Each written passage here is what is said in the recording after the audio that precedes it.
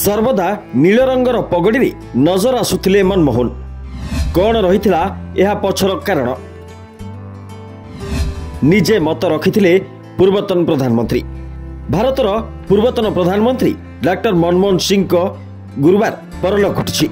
92 वर्ष बयस से शेष निश्वास त्याग करछंती। ए खबर सामना को आसवा परे सारा देश में शोकर लहर खेली जाइछि। गुरुवार राति स्वास्थ्य अवस्था खराब होगा पर तांकु दिल्लीर एम्स रे भर्ती करा जायतिला। सेठारे किछि समय परे साखी बुझिथिले। मनमोहन सिंह भारतर 14तम प्रधानमंत्री थिले।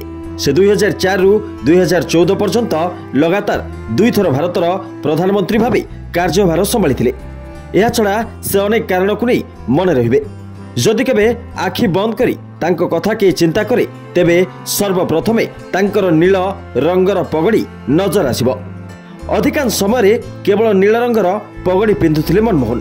एहा पछरे रहितिला बड़ कारण। एकदा से कहिथिले जे ई रंगर पगड़ी तांको लागि स्वतंत्र। 2006 रे कैम्ब्रिज विश्वविद्यालय रु तांको डॉक्टरेट ऑफ लॉ रे सम्मानित करा जायतिला। ए समय रे से जेबे स्टेज को जाउथिले सेतेबेले Duke of Edinburgh Prince Philip तांको पगड़ी आडकू इंगित करी देखो तांको पगड़ीर रंग बोली कहिथिले। एही टिप्पणी परे हल्का नील रंग तांकर प्रिय रंग बोली से कहिथिले। एही रंग तांको कैम्ब्रिज समय को मने पकाई देउथला। जेतेबेले मनमोहन कैम्ब्रिज रे पढुथिले सेतेबेले नील रंगर पगड़ी पिंधुथिले। तांको बंधु माने ब्लू टर्बन नाम रे डाकुथिले। एहा तांको निकनेम पालटिथिला। एही कारणरू नील रंगर पगड़ी तांको परिचयर बड़ अंश थिला। कहि रखुछु मनमोहन को वियोग रे केंद्र सरकार 7 दिनिया राष्ट्रीय शोक घोषणा करछंती।